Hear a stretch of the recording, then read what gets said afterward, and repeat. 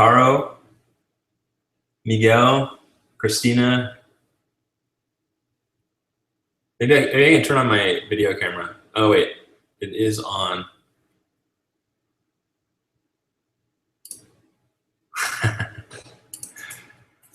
You can only hear my voice. Yeah, I think that's how it's gonna go. I think Jeremy's gonna do like a screen share, and I'm just gonna be a voice, and Jeremy will be a voice. Oh, cool! I didn't know that Malek means angel. Learn something every day. Okay. So I guess if you can't see me, then I can like pick my nose or something, right? No one would know. I'll just describe my office. So my office is on a hill. So just imagine a hill 5,000 feet tall with a golden castle and a big deck and big like marble chairs. And then we've got like 3,000 employees. And let's see what else. No, I'm kidding. Since you can't see me, I can just describe it however I want.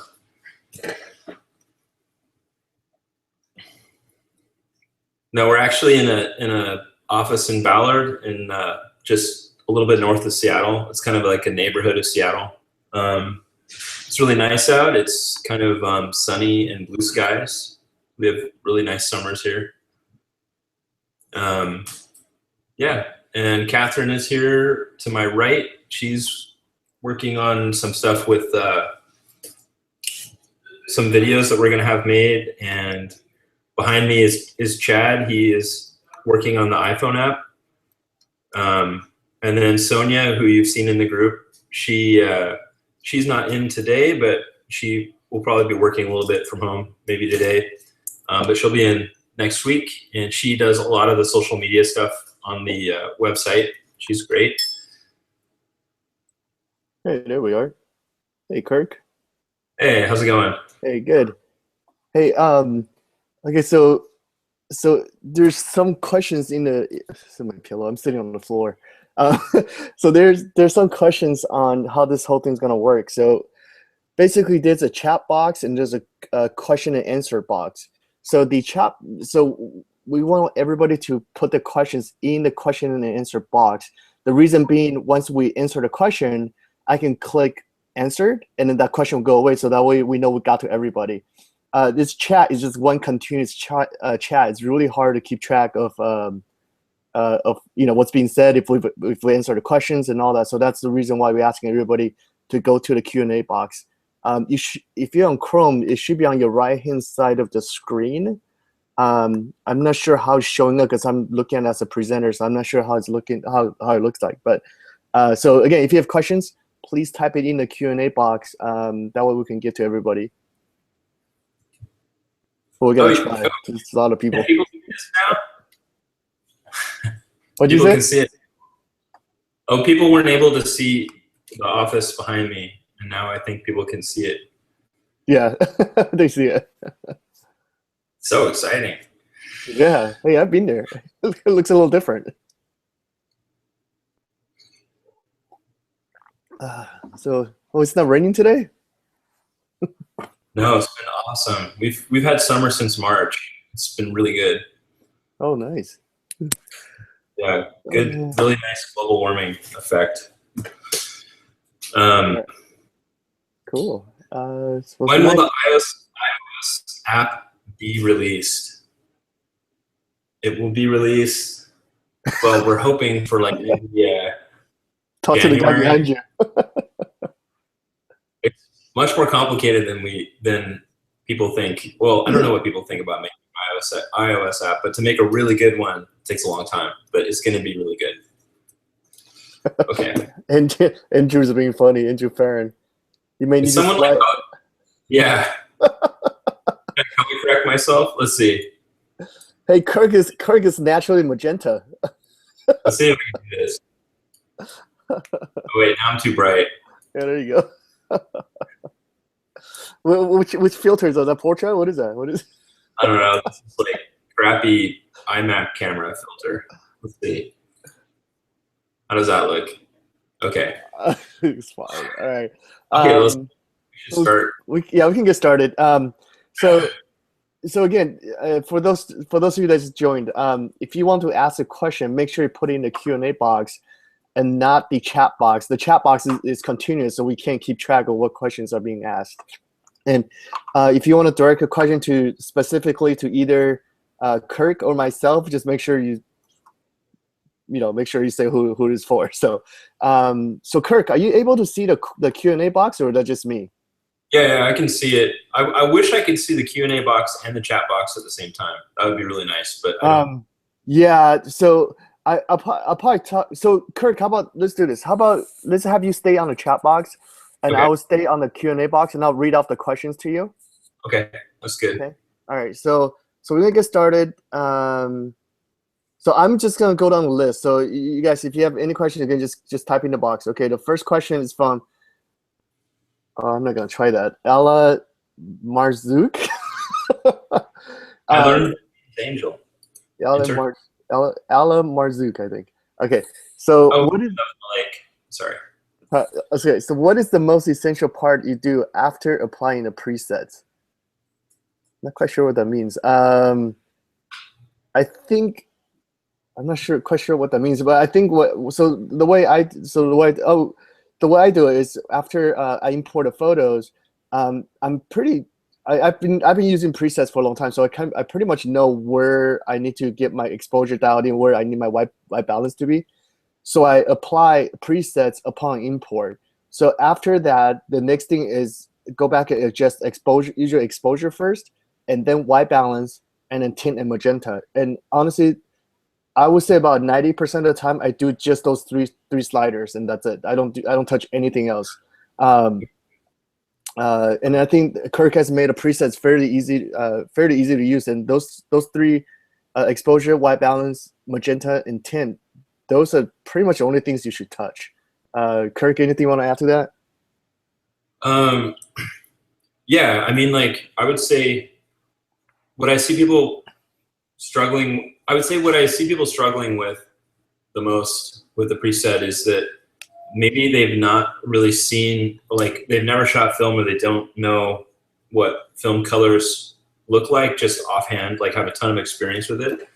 So if you're coming from a place where your editing style is like really super contrasty or really saturated, or just like you're taking like a raw file and just editing the raw file yourself just by your eye, to go from that to like a film look or a light and airy look is kind of a big jump in just training your eyes.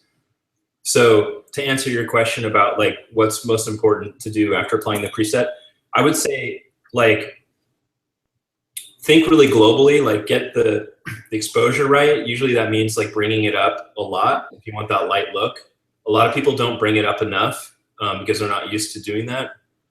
And when you bring it up, what you're doing is you're uncrushing the tones. Like you're kind of pulling, you're kind of like in a way like reducing some of the contrast by bringing up the exposure, and you're also reducing the saturation. So like, I'll give you an example. Like if I was like holding up an orange and you look at it in a super bright light, it's going to be like a light orange. And if I was to put it like in a really dark corner and you're looking at it, it'll be like a really dark, saturated looking color of orange. That might not be the best example, but yeah, a lot of it is training your eye, and like what Jeremy said is like, and it's what we both do, is you just get the exposure right, get the white balance, slide that white balance slider back and forth until you feel like you got the right warmth or coolness. And then I think that tint is kind of the last thing you do to kind of dial in skin tone. You can look at like someone's, like if they're wearing like a gray suit at a wedding, or like. It'll turn blue. Yeah, it'll turn blue if the photo's too cool. Well, actually Fuji makes things kind of turn blue, but you can see the effect of like tint really well in neutrals. And when you're not experienced in seeing tint on skin, Right. You can look at something that's neutral, like stones on the ground, or like, you know what I mean, or like a street, like asphalt is like gray or black. Right. Look at something else, and you can start getting rid of that tint that's off, and that'll make the skin look really good. That was like a really long explanation. Right? We'll narrow it down in the next few questions here. Yeah. Well, one thing I want to mention in Lightroom, and I did a video tutorial on this. In Lightroom, there is a little white balance dropper that you can click on what you think a true white or neutral gray should look like in your photo. And once you pick that, and then for me, it's usually if I'm shooting a bride, it's usually the bride's dress, usually right under her chest area, where it's just a little bit shadow, but not dark, just a little bit darker. That's where I pick my neutral gray, and then that's kind of where I go from there. And then in the PDF I wrote, I talk about what white balance I typically use throughout the day, and that will get you a really good starting point. Okay. All right. So next one is from Malik. I'm not gonna attempt any of his names. Malik, Ozdemir, Ozdemir. How can we get the airy fairy tale look pictures? I'm struggling with the German greens. That means tree greens. All right, so I shoot a lot in forest, in a lot of places with a huge amount of green cast as well. So it really depends on the preset I use. So I shoot a lot of Asian clients. So my go-to preset is typically Fuji 400. I found with portrait, it tends to make the skin a little yellow, and that's true even on film. I mean, I just tested it out on film. So that's why typically I use Fuji 400. So a lot of people say the green, once you apply the preset, the green does get neon green, I think, for a lot of people. That a lot of times it has to do with exposure. And Kirk, I remember Kirk did a test with the leaf. Basically, he held the leaf and it's moving in different lighting condition, and the color changed dramatically for the green. So usually first is exposure. Like you don't want to overexpose or underexpose. So change the exposure first to get the green that you want where the green you want it to be, and then sometimes you might have to slide down the green slider in saturation, and I've done a few times where I'm just not getting the muted green that I want, so I did have to do that. But typically I don't do anything else. That's pretty much all I do. Kirk, anything? I think Kirk is frozen. Either that or he's drinking. Kirk, are you back? Wait, I think we lost Kirk. Can you guys still hear me?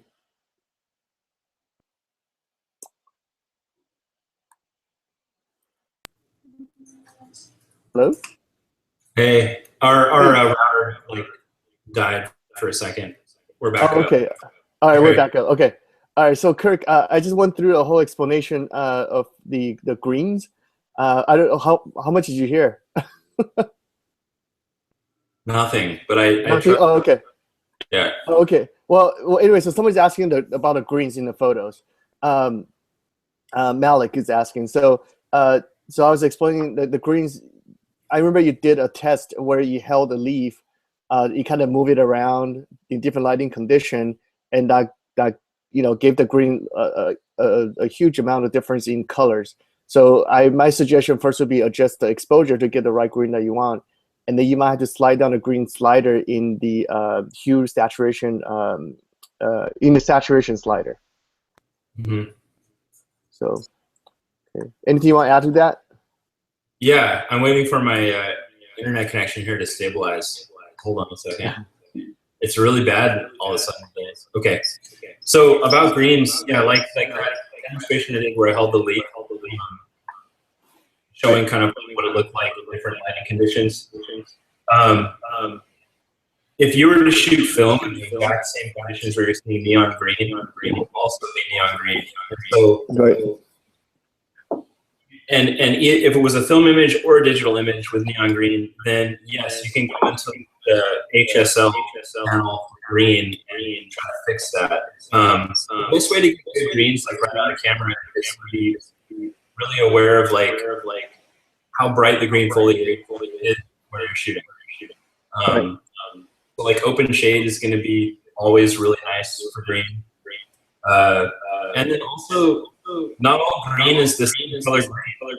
So if you go to a garden store and look at like all the trees they have out, you'll see like 10 different shades of green. Some will be like very blue green, some will be very like green. Yeah.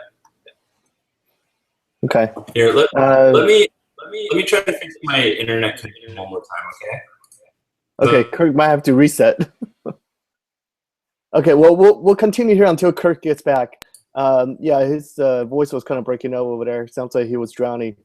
Do you want me to answer that real quick, like a quick version? Can you guys hear me now? Yeah, we can hear you now.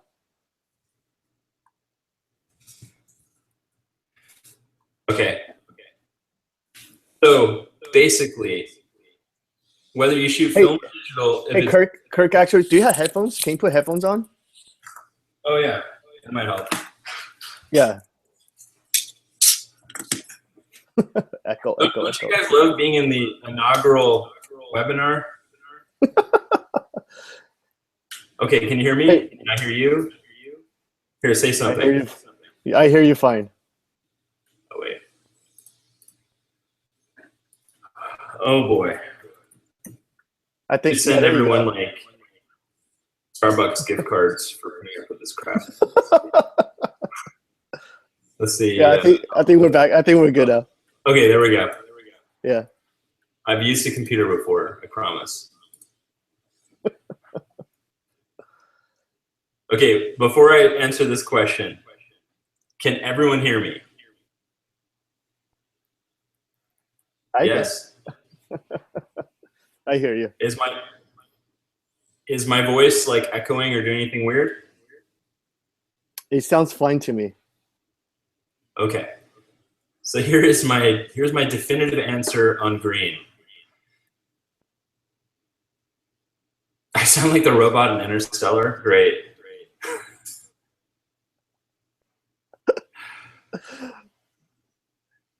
Eric, we're not. Internet. Yeah, Eric, we're not even sitting in the same room. You would think in 2015 it would not be like this hard. I think you're good now. Just a little bit echo, but I think you're good. Okay, I have to stop laughing. All right, the greens. Okay, green, because green is like a big topic conversation. If you were to shoot film and digital side by side in some lighting situations, you would get neon green in both the film image and the digital image. And that's because of the light that the green is in. So if you want to guarantee more of that kind of non-neon, like faded green, you need to be shooting more in open shade, or you need to be shooting in front of foliage that's already kind of that color. If you go into like a garden store or like a landscaping place and you just look around at all the trees they have there that you can buy, you'll see 10 different colors of green. There'll be like really, really yellowy green plants, and there'll be very, very light bluish or pale green plants, like sage. Sage is like a really light, like beautiful green. And if you look at like a maple tree, it's going to have like more yellowy leaves, and that's just the way it is. So I see some people see, they'll see photos where they've got like this beautiful green, this like Jose Villa, Jeremy Chou, whatever green. And they're getting that partly because of the type of plants they're shooting around. Like Southern California, out in the desert, you get plants that have a green that's already more blue and pale than if you're shooting. Yeah, than if you're shooting in like Florida, and there's like super healthy grass around you, and it's like glowing neon green because it's already a different kind of foliage. So if you don't like the neon, even if it was film or digital, you're going to have to go in the HSL panel and like kind of tame that. But in a lot of circumstances, just shooting like an open shade or being aware of like what kind of plants you're around, you'll get closer to that green. And also to add to that, it's the lighting as well. So try not to shoot in super harsh light. Yes. I try to shoot in really soft light towards the evening time, where the Yeah. light is not as harsh, and you'll find the colors much more pleasant to. And that's true for both digital and film. So, Yeah. all right. So I think that's good. All right, let's go to next. It's from Ala Marzuk again. If you don't have a film image to match, is there any color profile online to use in order to match colors, such as greens and yellows? Okay, I'm gonna answer that first. Shoot film. Once you shoot film, it will really you almost have to train your eyes. And I think this is one of the things that Kirk and I talk about all the time. Is, it feels like a lot of people in the group feel like they just get the preset, hit 3 buttons, and they'll look exactly like everybody, like all the other film shooters out there. But you really have to train your eyes to see colors differently once you start shooting. Once you want, get that film look.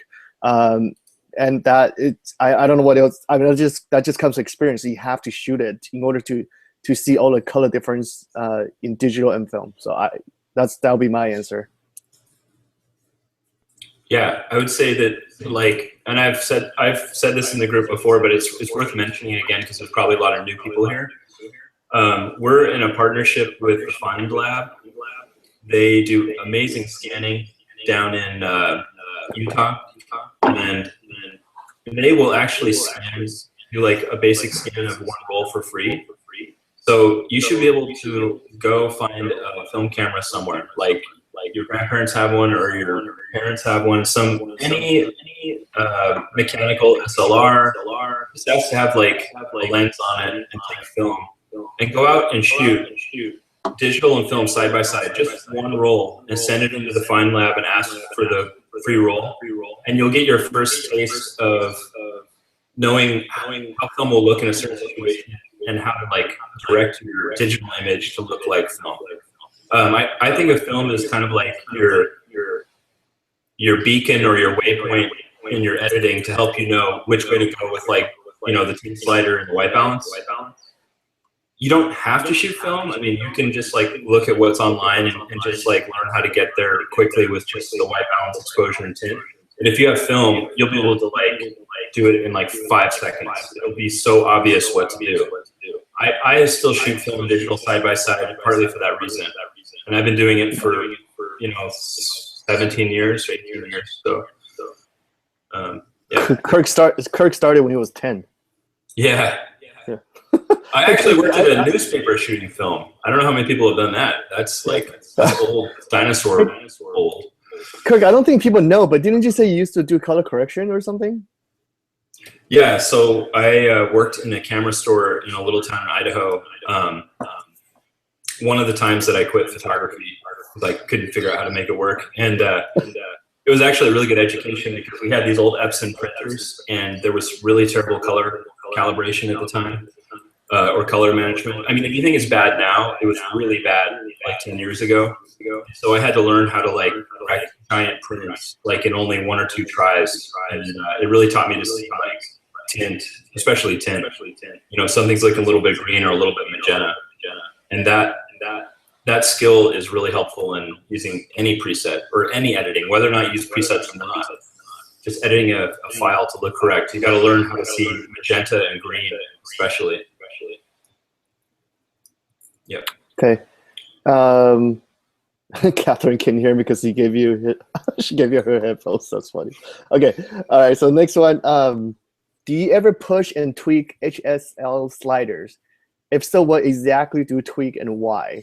Like we just talked about, it's mainly the greens. I guess the only other thing I would do is the blue slider, because gray suit is really popular right now. It seems like in California, almost every groom wears a gray suit, and gray is very hard to get dialed in because if you do it all soft, it will turn blue. It's just nature. If you lift the shadows, gray would just naturally just turn blue because it's brighter. It appears blue. So I usually have to go back and slide down the blue slider if the groom's wearing a gray suit. But other than that, I don't really touch any of that other than the blue and the green for the HSL sliders. Again, Kirk has made the preset so easy to use. It's literally, I apply the main 400H, and all hard or soft, depends on what lighting condition I want. Depends on what look I want, and that's about it. I can tell you one thing I know for sure from thousands of tests is that you can match, if you were to go shoot film and digital side by side, you could match any of your film scans without having to touch the HSL panel at all. Every single time, 100% of the time. So you can get to the edit you want without touching the HSL panel. And I cringe when I see people going in and messing with that a lot, because you're kind of, you have to. like, no, you don't have to. You're wasting a lot of time, and it prevents you from learning how to just do it all with a white balance, tint, and exposure. And it's just unnecessary. And you could also get lost in your edit. So if you like use the presets, then you go in and you just go through all the HSL sliders and just kind of like, you know, start tweaking all this stuff.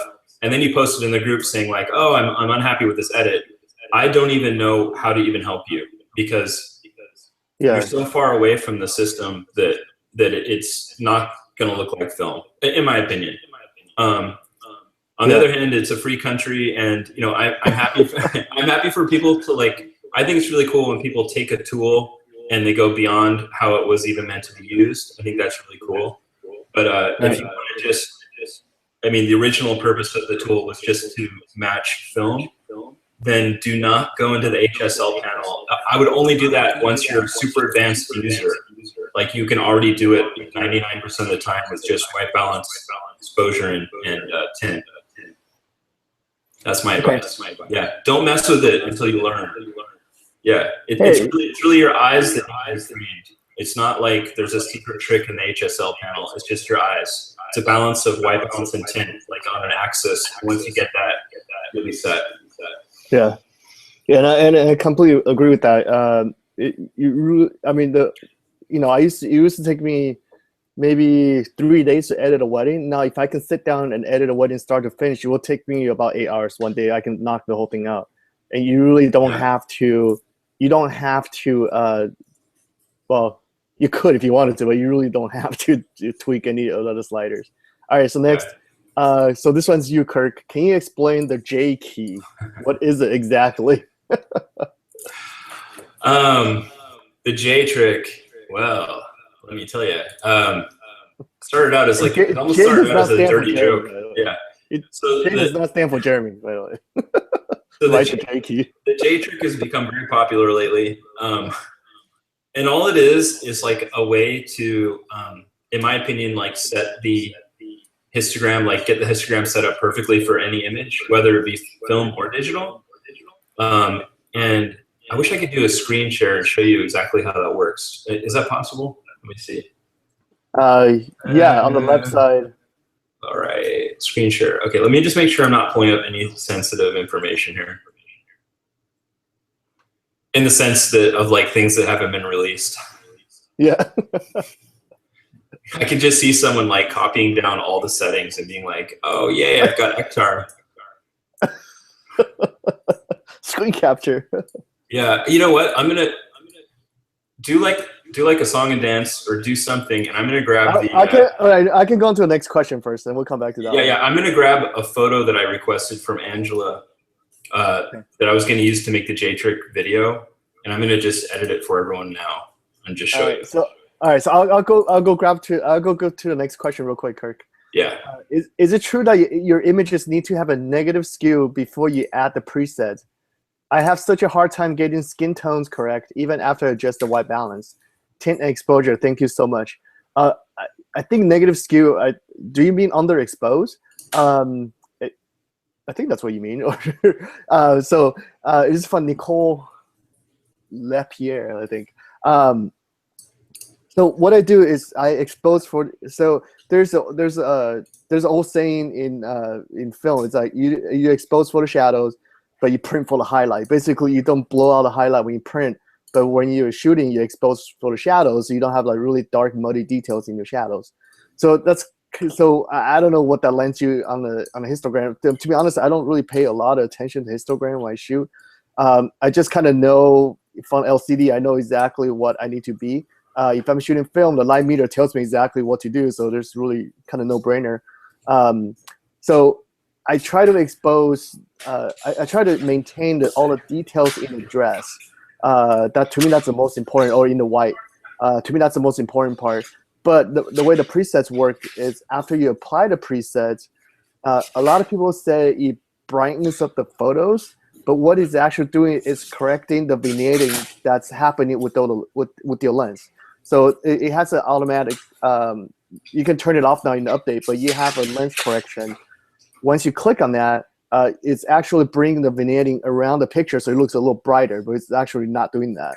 But either way, so the way to, so the way I do it is I don't overexpose more than 2/3 of what the camera is telling me, even if I'm pointing at, metering for the shadow. So metering for the shadow means if you're shooting a portrait, you want a shadow so like the light's coming this way, I meter for here.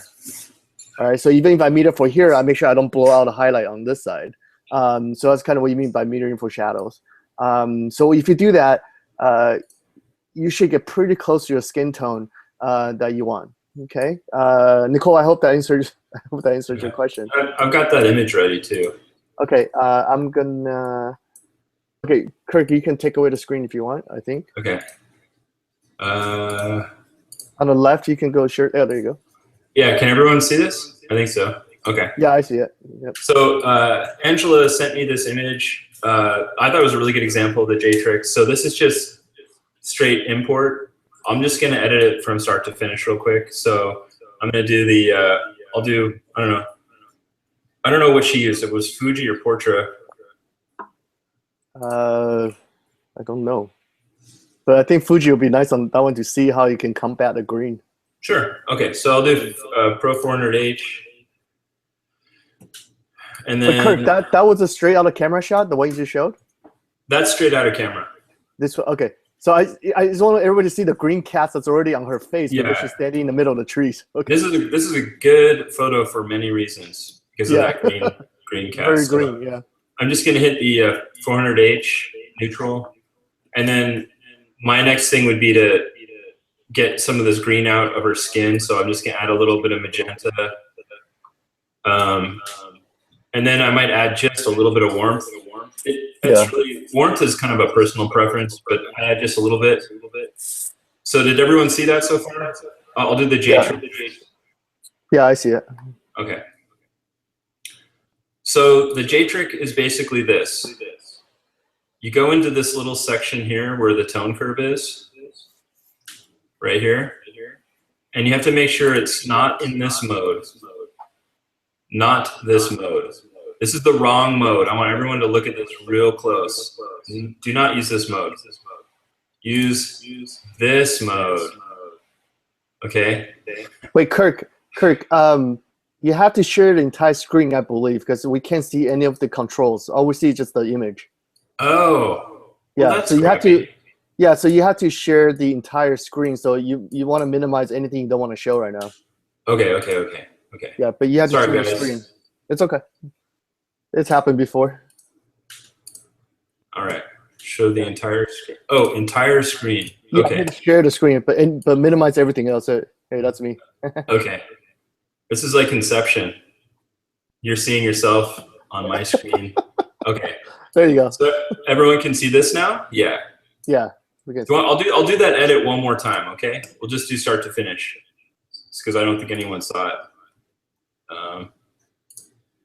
So all I did was hit Fuji 400H neutral. Boom. Okay, that's the first step.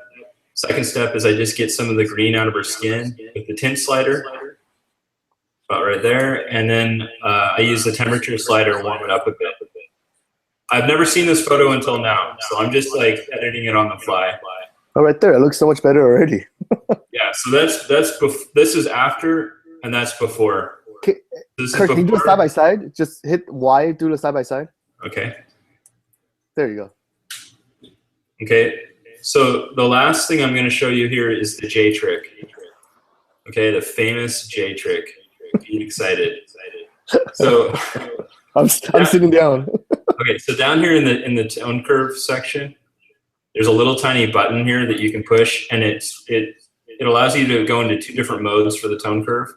One mode reveals highlights, lights, darks, and shadows. This is not the mode you want.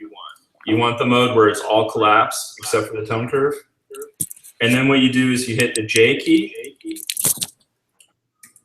And what that does is it reveals the, all the way white and all the way, like pure white and pure black parts of the photo. So like you can see right here, that's pure white. And when I push the J key, it disappears. The J key, all that it does is just like give you a warning when you're hitting white or black. So J key is on. I go back to the tone curve.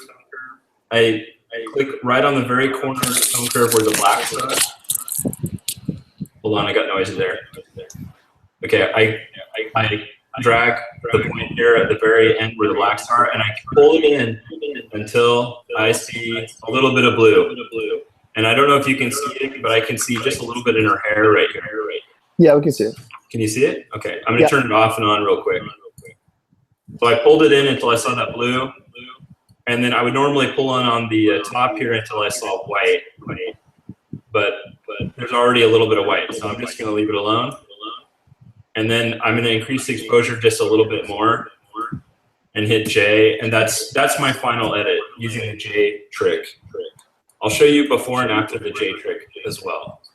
It's not a huge change, but in my opinion, it's how you make a photo perfect, whether it be film or digital. And you can use it without any presets. You can use it with another company's presets. You can do whatever the hell you want. This is just a little trick that I have. So this is before the J trick and after. Oh, yeah. So it's that last little bump that really makes it better. That's the J trick, and I'm going to make a video about it. So if you couldn't see this or it broke up or whatever, you'll have a full video to watch. Can you do a side-by-side real quick, the before and after? Sure, yeah. So that's before and after. Whoa. Now, wow. I want you to notice that I did not go into the HSL panel. So just for the love of God and everything that's holy, do not fucking go into the HSL panel anymore, people. Just trust the system. Just temperature, tint, and exposure. And once you've got like 10,000 hours of experience, then go into the HSL panel and like go crazy. So sorry, I can swear because it's this Facebook group and it's okay and there's no rules that way. So,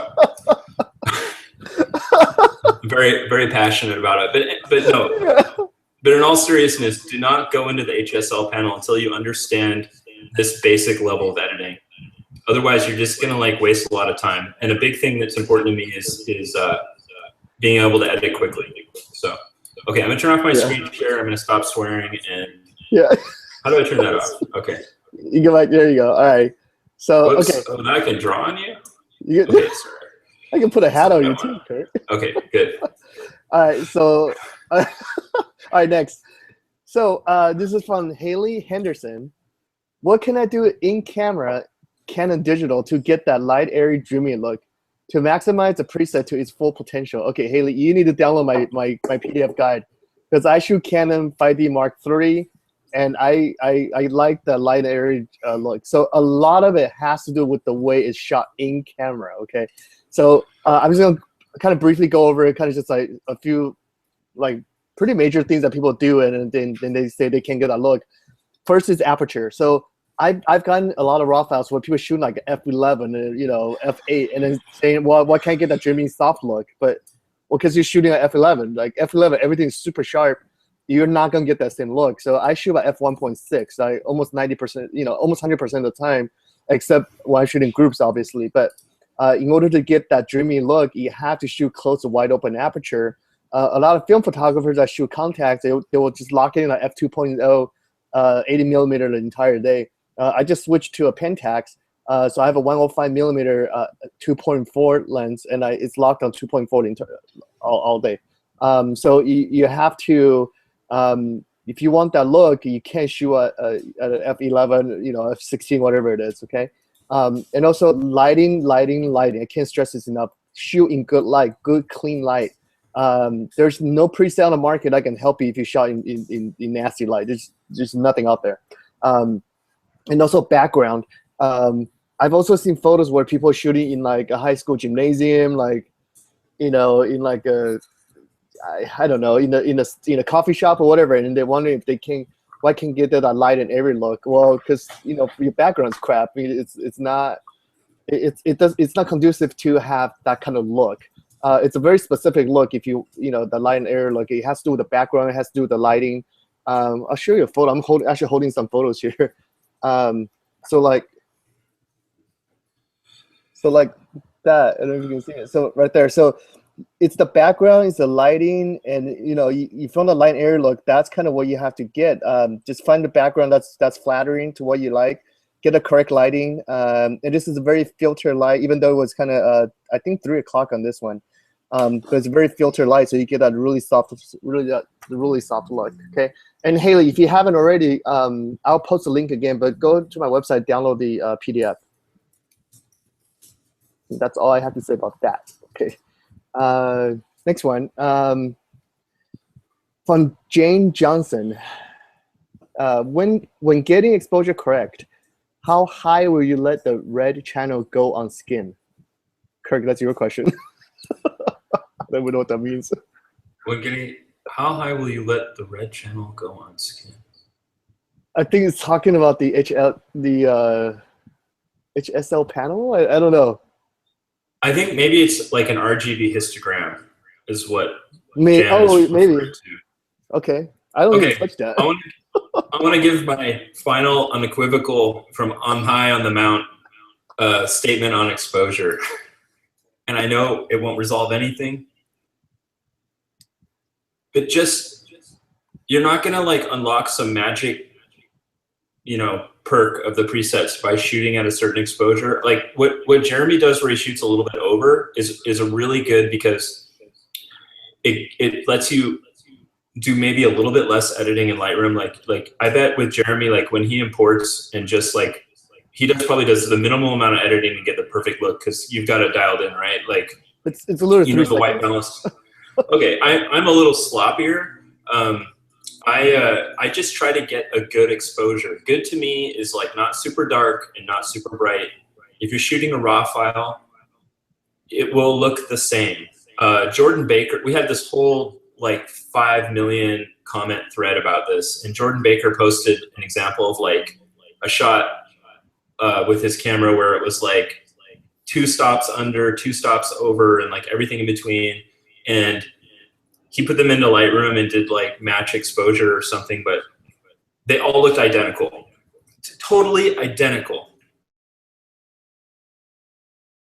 So I don't want to be mean, but it's not me, it's you, people. Like if you're not getting the look you want, it's usually because you did not get in the right light, the subject matter was not right, or you didn't use the right aperture.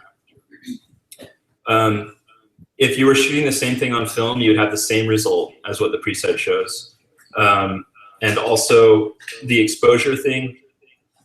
I mean, if you were to shoot like Portrait 400, that has a pretty big latitude too, and it would look identical. It really comes down to like the situation you put yourself in when you're shooting, and then how good of an eye you have when you're processing the image later. And you just have to have patience and be willing to put in the time to learn how to see color. And it just takes time. I mean, there's no shortcuts. I don't care if you're using Mastin Labs or any other company's presets or no presets. You can't get around having to learn how to see color. And that is especially important with tint. My advice, another advice I have is, if you can't quite nail it right now, consider sending your work off to the Find Lab and have them do like hybrid editing, where I actually flew down there and trained them how to use the presets. They're the best at it in the world, and they'll get that look out of your images, no problem. I mean, and then you can even like get your images back from them and learn what they did. You can look at the image and see exactly where they put the sliders and get that look. But a lot of it is just like practice. Yeah, and I have helped, I want to say hundreds of people in a group about their raw files and all that. And I can tell you 100%, with 100% certainty, it's always the straight out of camera photo that has something's wrong with that something's wrong with the file in the sense that something's wrong with the straight on the camera file to get the look that you want. 100% of the time. If the file is shot correctly, I can make it look like, I can make it look at the way it's intended to. So, okay, all right. So let's move on to the next. It's from Titilayo Ayangante. I don't know. Okay, is it better to shoot the photos a tad overexposed or underexposed to save details? So, okay, so that's kind of, I guess it depends on personal taste. Okay, so I think for something like Elizabeth Mastin, I think they overexpose the crap out of it, but it looks great. But it's their look. Her stuff actually looks a little pinkish because she overexposes so much. But for me, like I said earlier, there's the old saying that when you shoot, you want to shoot you want to meter for the shadows, but you want to print for the highlight, meaning you don't want to blow out the highlight. And with the presets, I'm finding the sweet spot is no more than 2/3 over what your camera is telling you. That's kind of the sweet spot where if you import that will get you really close to it. Mm-hmm. I've imported my raw files and applied the preset, and I'm literally within like, I think on Lightroom it's like I forgot what the method is, but it's like less than 1/3 of a stop. I think it's percentage. I forgot what it is in Lightroom, but it's less than 1/3 of stop difference than what I imported. So getting it right in camera is still the most important thing when it comes to exposure. So again, if your question is if it's better to shoot under or over, it really depends on personal preference. I would say shoot it straight on, just shoot it spot on. Yeah, that's what I would recommend. Kirk, anything to add, or it's pretty much it? Again, with the overexposure thing, everyone knows my stance. Just get it close. Get it close. Yeah. Get it within the ballpark. Like Jeremy explained, like he shoots a little bit over, and that means that according to how he edits, how Jeremy Chou edits, that gets him like right there on import. So yeah, that wouldn't work for like John Duenas, who people he's much darker. Yeah. If he were to shoot 2/3 over on everything, he would have to do a slightly more work in Lightroom to get it down to his darker style, for example. So the definitive answer on exposure forever and ever, amen, is whatever you want. Yeah, it's just like get it close. Yeah. And really what matters is over time you'll learn like, oh, in general, if I shot 2/3 over, I'll do a little bit less editing in Photoshop or in Lightroom. I mean, I'll have to like move that exposure slider slightly less, but it won't be like you've blown it and you won't get that look. That look comes from the light you're shooting in and the subjects and your aperture. I mean, it really does. Okay. Yeah. All right, cool. So next one is, I used to edit with 400H from Replichrome. Now I use Portra from Mastin Labs and noticed that I need to reduce magenta a lot. Reduce magenta? Okay. Does Portra require? Yeah. Does Portra require less magenta tint compared to Fuji? It's from Marta Anderson. I'd have to know what camera she's shooting. But doesn't really say. Okay. So my advice on that is like, in certain situations, you're going to have to just move that tint slider one way or the other. We design presets not based on the camera model. So like, we don't make the and the 6D and the Mark III, etc.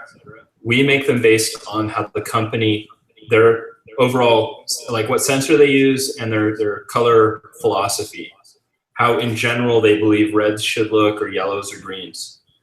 The advantage of this is that we can support any camera as soon as it comes out. And it's also easier to deliver files and all this other stuff. So what I'm getting to is this.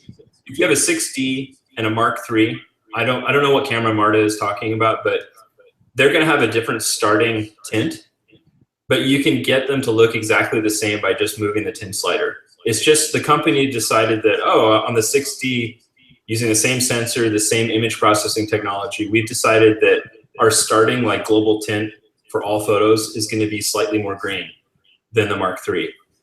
But you can get to what you want just with like a tiny adjustment of the tint slider.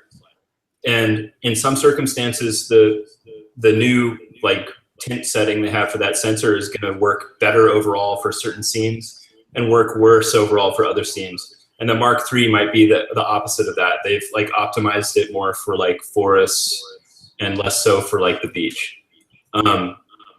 So yeah, to answer your question, let me see here. Did you get rid of the question? Yeah, I got rid of the question. Oh fuck. Okay, so okay, in general, yeah.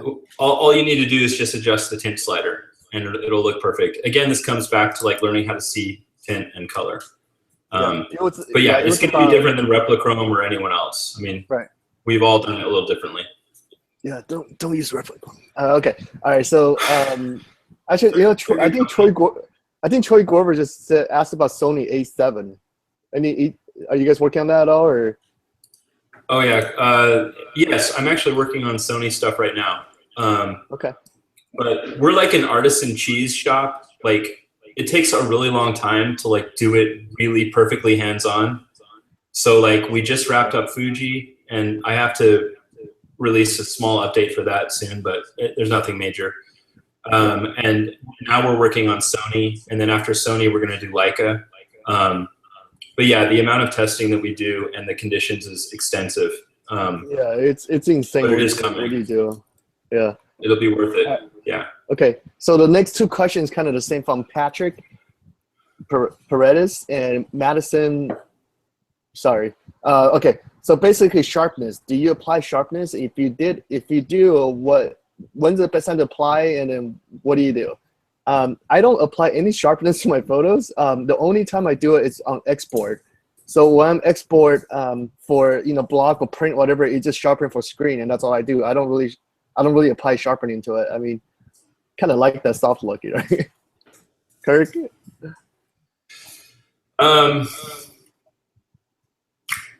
Sharpness. The way I feel about sharpness is that film is inherently not that sharp. So when you start adding sharpness, like you're making it look more digital, in my opinion. My sharpness setting, so like in Lightroom, let me see here. The presets have already got a sharpness setting that I feel is a good amount. When I go to export, for example, for print and for the web, this is just me. You don't have to do it this way. I use, let me see here, matte paper and low. That's my output sharpening. So it says sharpen 4, and then I select matte paper, and then the amount is low. That's what I do in Lightroom. I do that for both print and for albums and for internet. And to me, that over time, that just to me looks like film sharpness. But I definitely wouldn't like, I know there's like actions and presets out there just for like super intense sharpening. I personally think that stuff looks terrible. A photo is not good because it's like super sharp or whatever. At least to me, I think it's more of like it's conveying like a feeling or an emotion. And I know my eyes and my head are not that sharp, and so maybe that's why it matches up better for me. Like I don't see the world like this super sharp crystalline structure. So I'd say don't mess with sharpening. Play with it mostly when you go to output from Lightroom. See what sharpening setting you like. Yeah, sharpening to me was like the new selective colors. So like I remember back in early, like I want to say late 2000. I think it was Totally Rad Action came up with this like sharpening tool, and everybody started using it. Like everything looks super sharp. So sharp, like you cut yourself on it. Like so sharp. Yeah, it just looks really. It almost looks like 3D. Like I don't know. Some people like that look, but it's definitely not a classic film look. So, all right. So I'm gonna mark these two questions as replied. So thank you, Patrick, and thank you, Madison. Okay, so the next one is from Caitlin Lamont. My blacks have been coming out very blue. Usually when I use Portrait 400, I'm having to desaturate the blue. Am I doing something wrong? Oh, you know what? That just happened to me even with the film scan. So I actually shot Portrait 800, pushed it 2 stops. Because it's just really dark it's an indoor ceremony. It's super dark, and I had to desaturate blue quite a bit even on film photos. I think it just is just the nature of the film stock. But Kirk might have something more to add to that. But I did have to do it even on film scan. Yeah, I would say if you're using like all soft or anything that brings out shadows, you're gonna accentuate that blue color. Yeah. A funny story about blue in the black colors and neutral colors is that when I was making Fuji 400H, that preset, that took like, just the Canon version took me like a year, like an entire year. 8 hours a day working on it. And the thing that was the hardest thing for me to get right was to get the blacks to look blue. Boom. That was actually, to me, the signature thing about Fuji 400H is that like if someone had like black or dark hair, you would see like a little bit of blue like in the highlights or in the shadows, or like if they had like a suit on, it would be like slightly blue. That was the absolute hardest thing to get right, because you had to get certain things to be really cool and blue, like foliage and neutrals, but at the same time make skin look warm. And that to me is what Fuji is. Like in a nutshell, is like you've got cool shadows and cool foliage and then warm skin. Portrait is almost in a way, very close to digital in the sense that it's got an overall like yellow or red base, and that's what digital has too. So I wasn't trying to like make the foliage and the neutrals as blue in Portrait, and it was easier to make. So I hope that helps. But yeah, okay, this would be one time that you would go in the HSL panel and maybe play with the blues. Okay, but I just want to give a disclaimer that if you were to shoot Portrait 400 side by side with that shot, it would look the same. You would still have the blues and the shadows. So yeah, I just, like I said, I just did that, and I got the blue in my film shot. So it's it's just kind of the way the nature is. All right, so next one is from Jason Messing. That sounds like a fine lab question. If I get my film scanned and developed by another lab, will the fine lab still do a match with my scans and digital? I think they would, but that's a fine lab question. Go ahead and tag Belinda Olson in the group. She's a lab manager. She will be able to answer you, to help you with that. I think they do, but I don't know. Ask Belinda. Okay, so when shooting hybrid and getting basic scans from Fine Lab, how might you need to make small edits to the film scans to work with Mastin? I assume Premiere scans should be close to Mastin, and it is Julie Kernan. So I pretty much only get basic scan from the Fine Lab at this point. I would love to get premium scan from them, but for me right now, I do all edits. I'm actually thinking about flying down to Utah to like sit with a scanner side by side, just kind of work it out. But no, I still do all my own edits usually. So if you have never seen a film scan unedited by anybody, it actually looks kind of like the raw file. So I'll find one. I'll find one right now. All right. So yeah, I don't think a lot of people know this, but a film photo doesn't just come out looking like that. It actually looks really much like a raw file. So there's contrast. It's color correction. There's just like what you do with the digital. So either you're doing it, the lab's doing it, but somebody's doing it. And I remember the first time getting, it was a few years ago, and first time I got the scan, basic scan from Fun Lab, I was a little surprised at how flat it looked, and then come to realize that's just nature of the film. But what I do is contrast, sometimes blacks. If it's like a crappy light, it's got a little matted look. I had to slide down the black to kill the haze. Warm magenta, just like a digital file. But it's a pretty quick edit, and it's again, if you meter it correctly in camera, it's fairly easy edit job to do. It's much easier than digital, in my opinion. Yeah, I'm gonna pick one real quick here to show everybody. Yeah. This is a good example for many reasons, and it's of you, Jeremy. Also. Wait, what? Oh, we found a vow renewal? It'll be fine. Nothing bad. Oh, there you go. Okay. Okay, that's a good one. Okay. So this is a picture that I took of Jeremy and Melissa's like vow renewal a while back. And I have my own Fuji Frontier, and I consider myself really good at scanning. And I scan this all myself, and I'll show you kind of where we started and then where it went to. So that's the straight out of scan. So this is just a straight up scan. This is me like doing my very best to get it right in the scanner with lots of experience. So can you guys see that okay? Yeah, we see it. Okay, sorry. Oh, here we go. There you go. I look much better in that photo. Yeah. Yeah.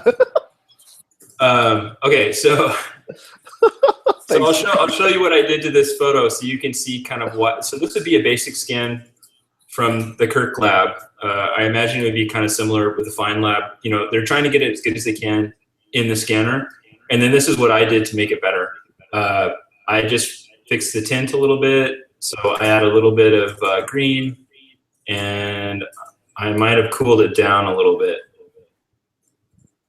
So somewhere in there. And then I do my J trick. So I click the J button, and then I'm going to look for, you know, something that's black and something that is white, like right about there. And maybe increase exposure just a little bit more. So that's the film scan. Oh, I gotta crop out this little strip of white on the side. And it still looks too magenta to me. Color correcting is hard. I mean, I've been doing this for like since 2000, and it's still not a piece of cake, but it gets better. So anyway, so this is the before and after of a basic film scan. So can you guys see that? Oh yeah, there you go. So that's how I edit. The Fine Lab is even better at it than I am, because I send a lot of my stuff to them. But yeah, that's the difference between a basic and a normal, or a basic scan and one where you've worked on it. And I wanted to point out on a side note, look, his suit is blue. Holy crap. Yeah, it's a great suit, Kirk. Yeah, it's a great suit. So all I'm saying is that's just the nature of film. Yeah. Yeah. So, all right. So, hey, Kirk, you want to show them if you slide down the blue slider, see what that looks like on the suit? Oh, bring it up again? Yeah, like I just want to, maybe people will see like what happens when you slide on blue slider, so that suit will return to gray like the way it was. Should I just zoom in right here? Is that a good spot? Wow, so flattering. Okay, so like, sorry. Oh man. Okay, so let's go into blues. So if I wanted to get this back to looking gray, I would just go to so there's HSL, color, and black and white. HSL is like everything in the world. You know, there's like a million sliders. It's easier just to go to the color one and pick like kind of the general color you want to work with. So I just pick blue, and then I just go to the saturation one and I just bring it down, and you see how it turns gray again. It goes gray. Yep. Yeah, that's it. Yeah, so that's the only time you should mess with the. Yeah, and I'm going to show you before and after that one adjustment. So that's before. Yeah. And that's after. See how the suit turned back to gray? And I went into the HSL panel, and this is a film shot. So keep all that in mind. But honestly, I delivered it like this. I mean, everything I've ever had published in any magazine or blog, I don't mess with the suit color, and everyone seems to like it. So I see people like getting worried that their client's going to be pissed off that the suit looks blue. I've never had that happen to me. If you ever did get a client like that, I guess you could always like resend those photos, those 4 or 5 photos or whatever, and fix the blue in the suit if you wanted. But I don't know. Do what you want. Okay, I'm gonna turn off the screen share. All right. Okay. So So, all right, Kirk, we're gonna have to kind of pick it up just a little faster because there's tons of questions here. Okay, so when shooting hybrid and getting basic, oh wait, I just answered that. So thank you, Julie. Does shooting OCF screw up colors? By Tony Party. Well, I don't. Yeah, I don't think so. And then there's a photographer out. I think she's from Florida called Lexia Frank. She does a lot of like OCF stuff with her film work. And I've seen her stuff. Again, it depends on the kind of look that you want. I think a lot of people. I've seen Fuji 400 with flash. It looks perfectly fine. When I go OCF, I'm usually on digital. Well, not usually. I'm always on digital when I have to use OCF, and is usually doing reception and dancing portion of the reception. And I don't burn through $2 per click on dancing photos. So that's all digital for me. So I really haven't to deal with this. But yeah, if anybody in the group has done OCF with the preset, I'd love to see it. I've seen some and it looks good. Yeah. It should work exactly fine. Yeah, it should work exactly the same. Just real quick. So when I do use the OCF, I usually do Portrait 800 all hard. I usually apply that with my OCF photos, and it tends to look fine. Okay, so next one. It's from Jan Johnson again. I don't own the presets yet, but have watched all the beauty on the Facebook page for a bit. I'm a hobbyist and document my children's lives. Is it true that the Portrait pack is a bit more versatile for indoor and outdoor uses? Well, again, it really depends on what the look you want. So Fuji it tends to be more light and airy, pastel, like that's kind of most people would describe it. And Kirk is more a portrait. You use portrait more, right, Kirk? It's a little warmer, more contrasty. So it just really depends on the look that you want. There's no right or wrong way to do it. Yeah, I always think of like Fuji as being like more sophisticated and almost like aloof looking. Like a dream. I don't know, like pastel-y, I guess, which is beautiful. I mean, yeah, if I was shooting like Versailles in France or something, of course I'd be shooting Fuji 400H. Like there's no doubt. Or like some beautiful model walking along in front of that castle. Yes.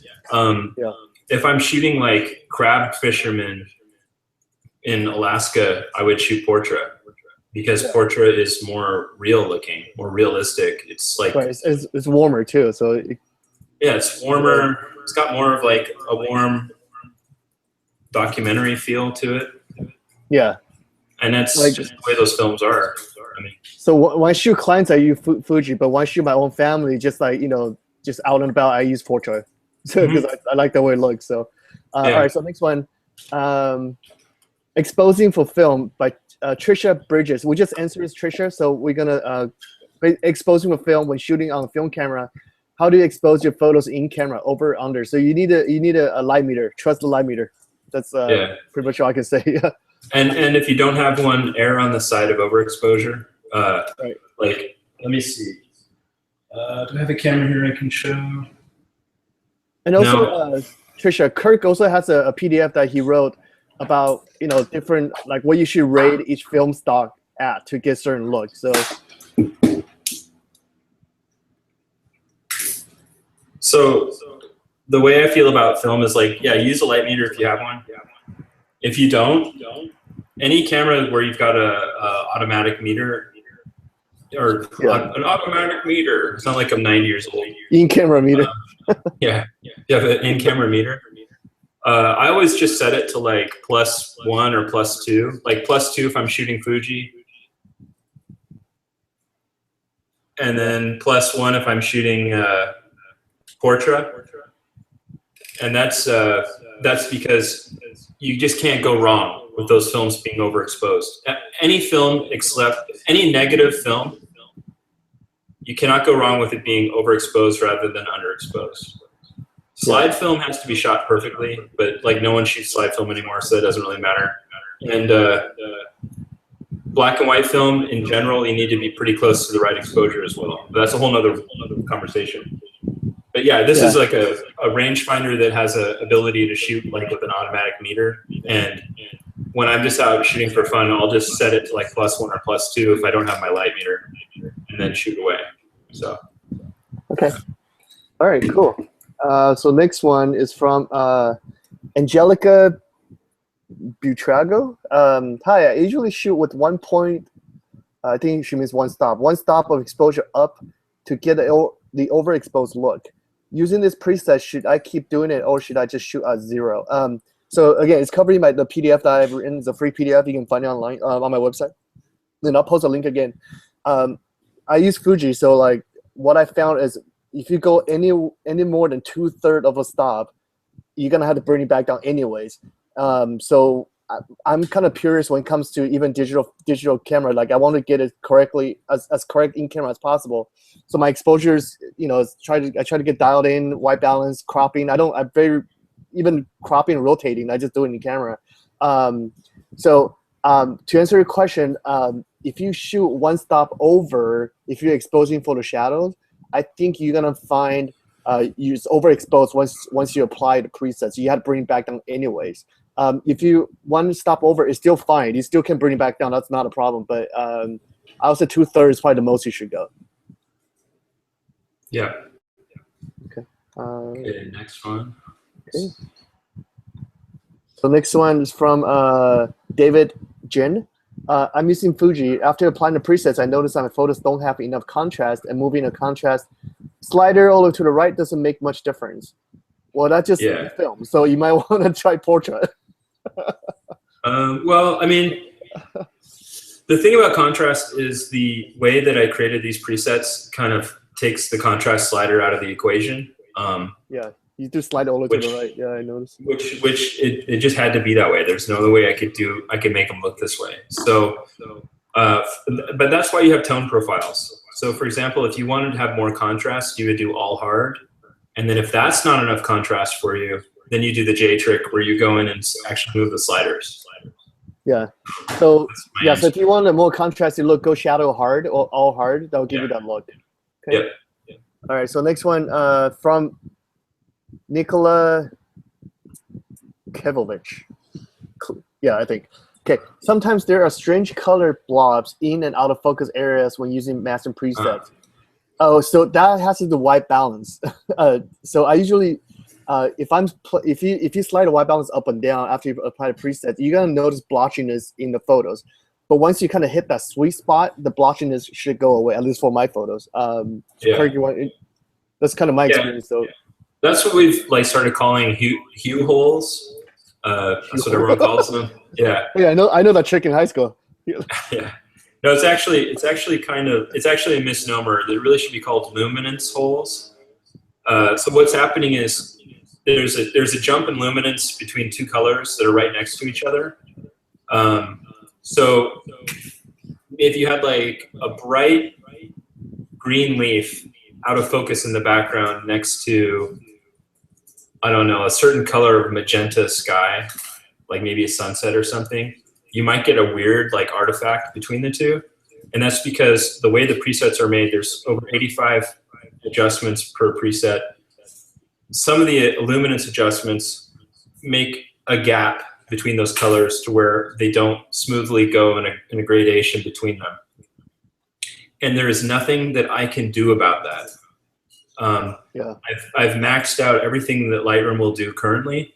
If Lightroom were to add 12 more sliders in the HSL panel, I would be able to get a smooth jump between any color.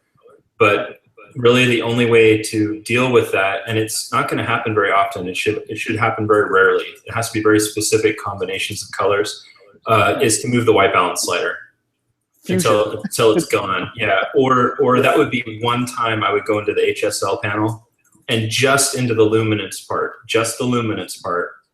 and then take the little bullseye tool and click on where you're having that problem and play with the luminance. But you shouldn't see that very often, and it's just inherent in Lightroom. There's nothing I can do about it. If I can improve that, I will release it in an update. So there's always that possibility. I've done it once before, but for right now, it's as good as I can make it. Okay. Next one, I think it's A-line or A-line Resende. What lenses do you think is better to shoot with to get better results with the presets? 50mm or 85mm, doesn't matter. I shoot with a 50 millimeter f1.2 lens, and it's locked in away f1.6 pretty much all day. That's just the looks. That's just the look that works for me. I'm sure everybody's different. It has to do with the compression of the lens. So like a longer focal length is gonna give you a more compression. It just depends on the look that you want. I don't like go any wider than a 50 when I shoot portraits, just because I don't like the distortion. It kind of, if your camera is right now exactly on your subject at the right angle, if you go a little lower, a little higher, with a wider lens will really exaggerate your perspective. I know a lot of people shoot with a 24 millimeter, I think it's f1.4 lens, but they shoot a lot of landscape. I shoot 90% portraits, so like for me, 50 is the way to go. I've heard great things about 85, so it's just really a preference. It really doesn't matter. So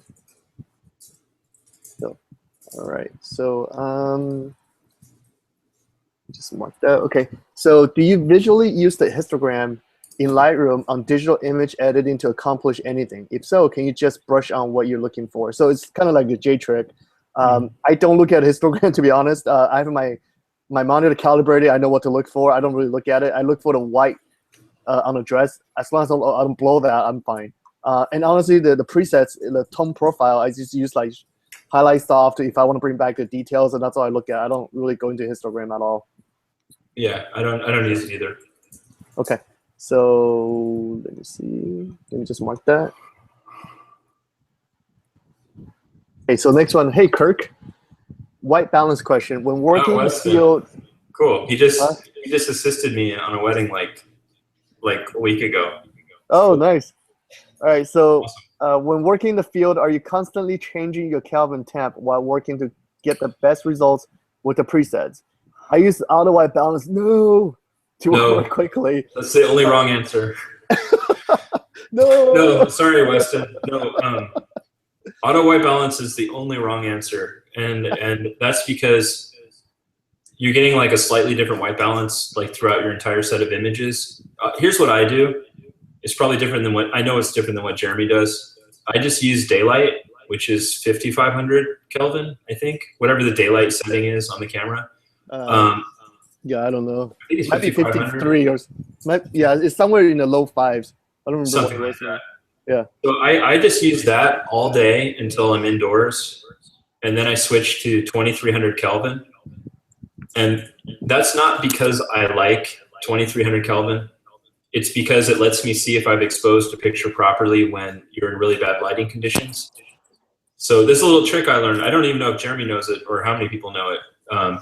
But if you're in really, really orange lighting, like say you're in a ballroom and it's just lit by tungsten lights, yeah, you can be shooting in flash white balance or some other white balance, and you're looking at the back of your screen and everything's like super orange and red, and you're like, oh yeah, I'll just fix that later in Lightroom, which is true.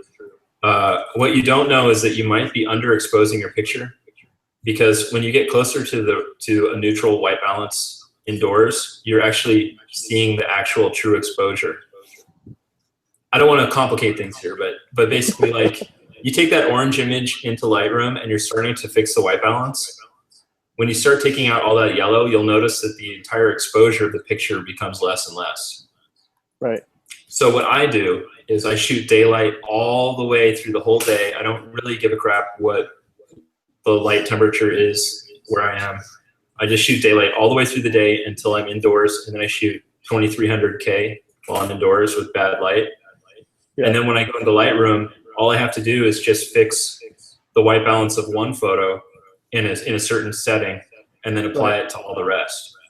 So if you're shooting auto, you're like all over the place. Like every single photo is like different. So yeah, and this one's gonna be up to your personal preference. Because Dylan in the group, he's one of, he's awesome photographer, and he's kind of said he's an advocate for just auto white balance, because I get what he's saying is that if you worry about one more setting, you might miss like a key moment. Which, again, to me, it's just second nature with shooting manual for the last 6 years. It's just second nature to me. I just know what white balance to use, so I don't even think about it. It's not really, it's not like one more thing for me to think about. And again, going back to earlier, I do try to get everything 100% correct in camera, or as close to it as I can. So Yeah. All right. So next one, Anna Darla, can you do the J trick? We just did that. Okay. Yeah. Yes, you can do it in ACR. Okay. Yeah, that was her question, but yes, of course. Well, Martin support. I think Mastin. Well, Mastin I don't know about support. Martin, but Who's this guy, Martin? Martin is working on something called Fuji, Fugi, and Potra, Porta. or Porta Potty. Porta. No, sorry, Tony. Giving you a hard time. I'm thinking about supporting Capture One. I get people asking me like all the time.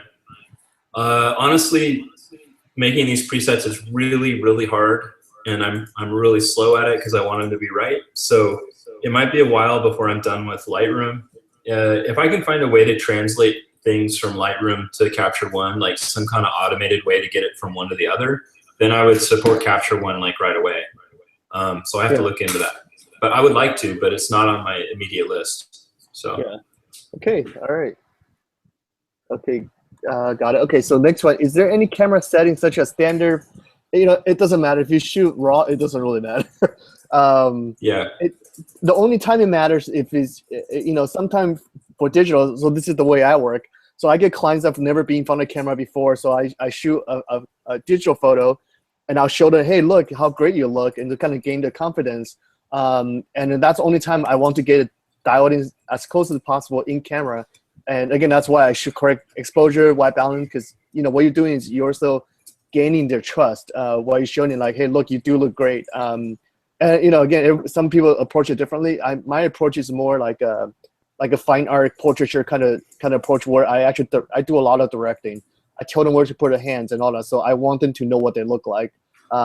So yeah, yeah. But if you're shooting RAW, it doesn't matter, and you should be shooting RAW. So. All right, so next one. Jeremy, why use 6000K? It is a way too warm. I shoot with Canon 5D Mark II. So Malik, okay, so the 6000K, that's just where I start.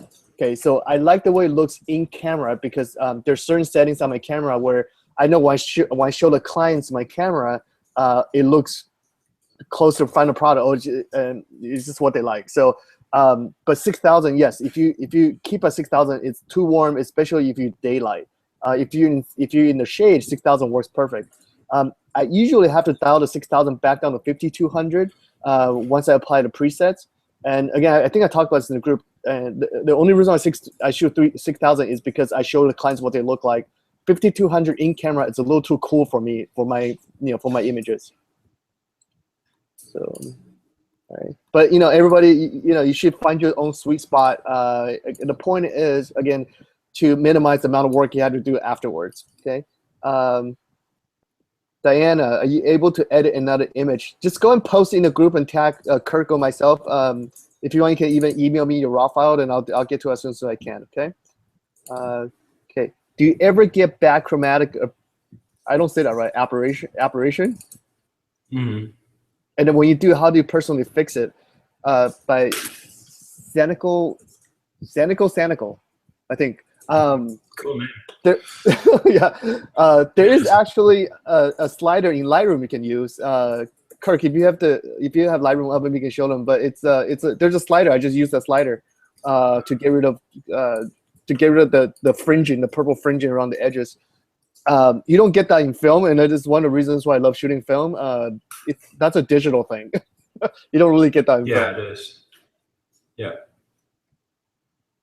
So, okay, let me just mark that replied. Hey, Kirk, I think next one's for you. Is there a difference in Mastin, using Mastin in Lightroom and Photoshop? I've never used it for Photoshop. Is it even available for Photoshop? Okay. It's available. It's in Adobe Camera Raw, which is part of Photoshop. So like if you open a RAW file in Photoshop, it'll open in Adobe Camera Raw, or we call it ACR. Okay. And it uses the exact same sliders and the exact same processing engine as Lightroom. So the answer is there is no difference. Okay. At all. Giannina Caro, I read somewhere that you were working on Kodak Gold preset. Is it true? Is the rumor true, Kirk? Yeah, it is. Yeah, that's my favorite film of all time. So yeah, it'll be a while. That and Ectar are hard to make. Okay. Okay, Lisa Silva. I haven't really learned the Kelvin scale and have always shot auto white balance. Do you think shooting Kelvin is essential to use the presets to their full potential? We just covered that, but yes, you should shoot in custom white balance. At least for me and Kirk, it really helps your editing process at the end. Can you change it later when you edit? Yes. If you shoot raw, you can fix all that. You can fix anything you want in raw. But why do it when you can do it in camera? That's kind of my philosophy. Yeah. Okay. So yeah, it's a workflow thing and not a like final result thing. Right. So. Can you explain the color filters in black and white pack by Jesse Corgama? Yeah, the black and white filters are what you would use if you're shooting real black and white film. So there's like a red, a green, and a yellow filter, and those filters just they change the spectrum of color, hitting the like black and white negative if you were shooting actual film.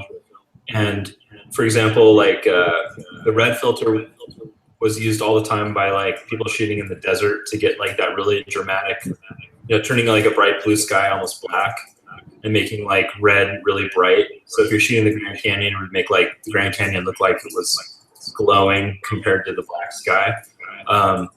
And yellow was used a lot for like getting nicer skin tones. It reduces a little bit of contrast in skin. But basically, the red, green, and yellow filters change the appearance of black or of different colors on black and white film. So yeah, the best thing you can do is just Google black and white filters and read how they work, and they work the exact same way with the presets. So I always love the red filter. The red filter is really, really cool for landscapes. That's my tip. And try the green filter if you're shooting people in front of green foliage.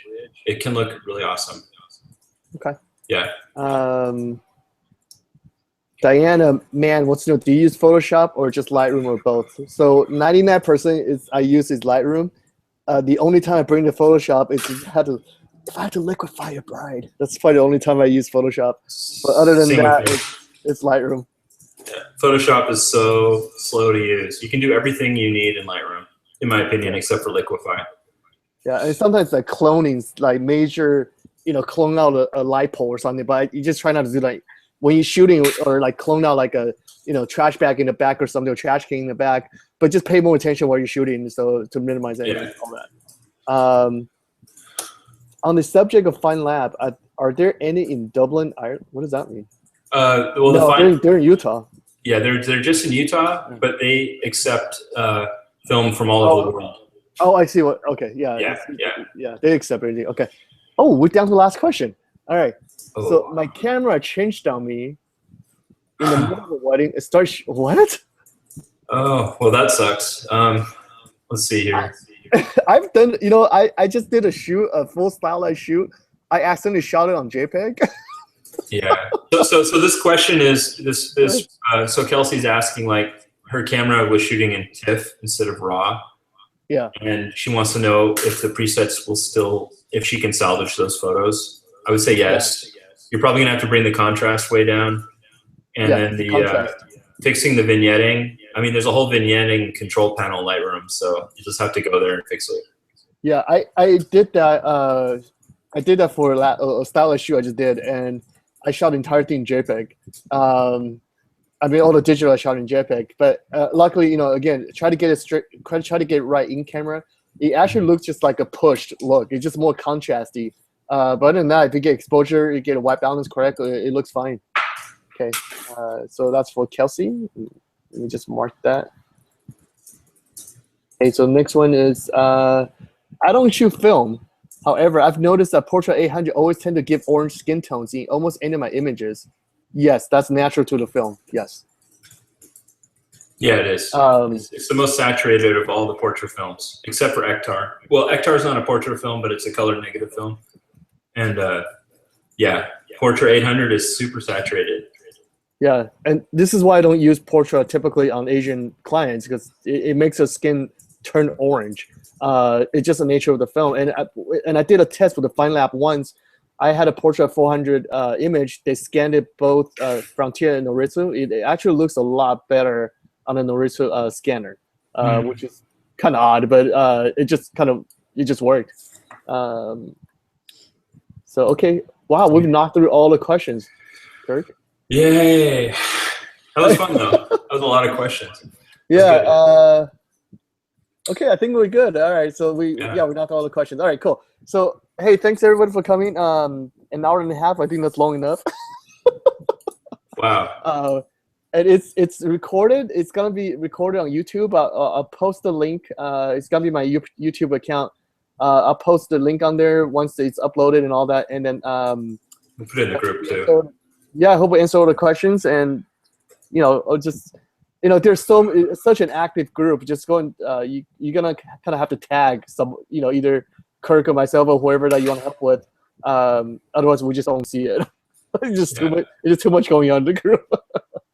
And as far as there's this little side conversation here in the chat. I just wanted to put in there that a lot of people use these presets to go for a light and airy look.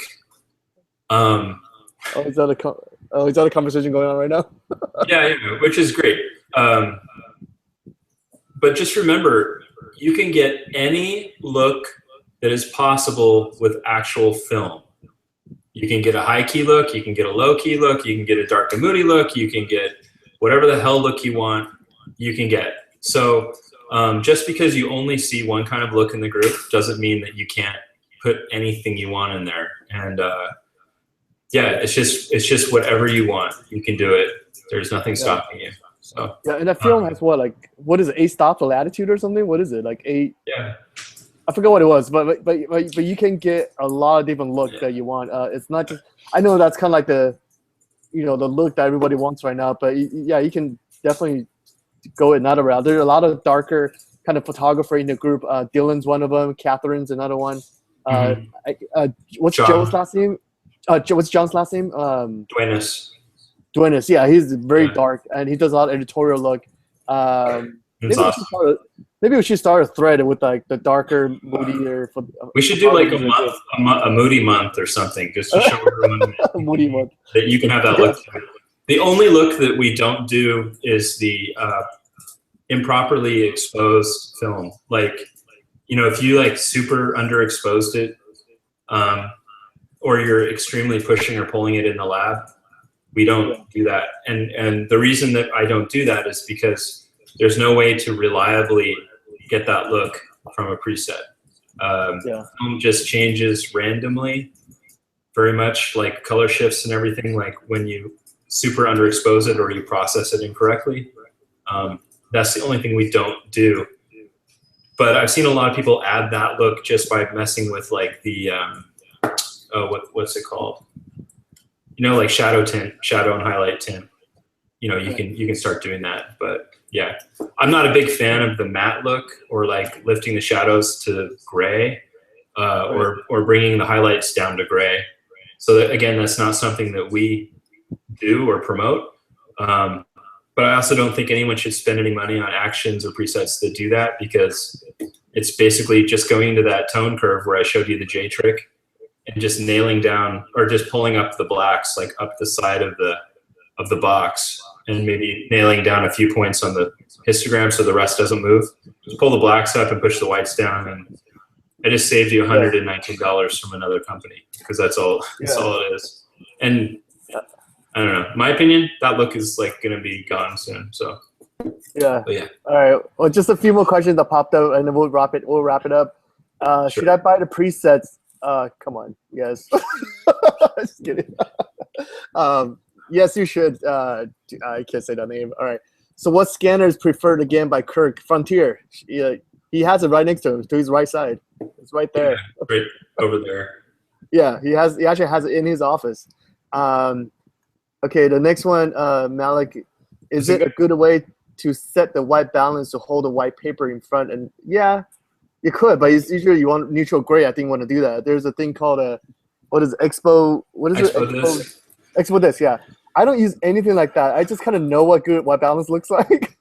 Me too. You just kind of train your eye to see it. Yeah, I feel that the Expo disc and the white paper and even using the eyedropper sometimes is a crutch.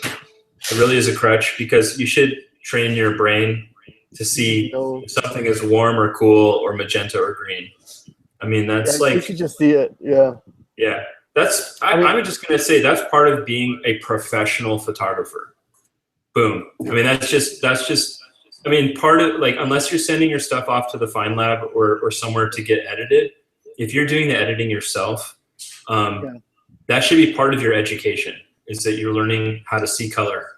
And an expo disc or a white piece of paper or even the eyedropper, right. If you use those things and then you're like, oh, it still doesn't look how I want, it's because those things are crutches. And you will learn to see what skin should look like or what the sky should look like or green or whatever. You just know, yeah. You'll just know, yeah. And so it's kind of like going from auto exposure in a camera to using manual exposure. I feel it's the same jump. When you with like color, going from using an expo disc or some other aid to just doing it with your brain, it'll benefit your entire photography career. So yeah. Hey, somebody hand Kirk a mic so you can drop it, please. No, but I see that come up a lot where people are like, oh, you know, how do I get the white balance like perfect, like at the time of shooting or by using expo disc or whatever? And I'm just like, just learn to see color. And when you bring it into Lightroom, just by, you know, editing thousands of images and over time, you'll just be like, boom, I know exactly that I need to move the tint slider a little bit there. And that's not something you can just like go to a workshop or buy something and you can skip past all the time you need to invest in that. That's just part of becoming a professional. So, and I know like when people first start, they're impatient. They want to jump right out of the box and be famous and like have meaningful work and all this stuff. There are no shortcuts. It's just not possible. So but you know, that part's fun to learn. Right, to learn about it. Yeah. Oh man, there's more questions. Okay. Somebody said they already used the 10% off code for the Fuji pack, but could I reuse the same code for Portra? I have it set up to where that's a one-time code, and that code is really for people that follow the page. It's like a little like present that floats around the internet for liking the page. So that's why I don't like publicly show that code, but you will see it just from liking the page and by being part of Mastin Labs or exploring it. You'll see that code come across. You can only use it one time. So and guys, really just buy the presets. I mean, we're talking about like it's the amount of money you spend on Starbucks for a month. I mean, it's maybe 2 weeks for me, but it's totally worth it. And I want to once I started using the presets, it literally has changed my business in the sense that it made my work so much more consistent, and it's and the words I like to use is unparalleled consistency with my work. Like I've never been able to get that before I used the preset. Okay, when's your preset? When's your Mastin Lab? When's the app coming out for the phone? Working on it. I've answered that 3 or 4 times in the last hour. We're shooting for January. So okay, January. Okay, when processing, do you recommend having a room light or have a certain light? What? Having the room light on. I turn off all the tungsten light in the room, so I only have one single light source, daylight from the outside of the room. I literally go in the hotel room, turn off all the lights, so like I only have one single light source. Move the bright to the window, move the whoever to the window, and one single light source. That's a trick to balance out your light. Okay. The next one, what workshops do you recommend to attend for hybrid? Kelsey, I have a workshop coming up in October. Kirk's got too busy for me, so I'm doing it myself. We might do one again. It would be fun. I've been thinking about it, but I just don't have any time. Yeah, I do have a workshop coming up October 19 and 20 in California. I'll post a link into the group if people want to get some information on it. And it will be a hybrid workshop with both digital and film. Okay. So Kelsey, one last question, and then we have to end it because I have to use the restroom. All right, we're wrapping up. Do you use the J trick before the preset? After. It's after the preset. After. Okay, Nicole. Yeah, after. All right, we're good. All right, Kirk has to go pee. All right. Thank you, guys. Talk to you guys later. Yeah, thanks for for doing this with us and being on the first voyage of the Titanic here. Yeah. All right. Thanks, Kirk. Yeah. All right. right. Talk to you guys later. Bye. Bye, Kirk.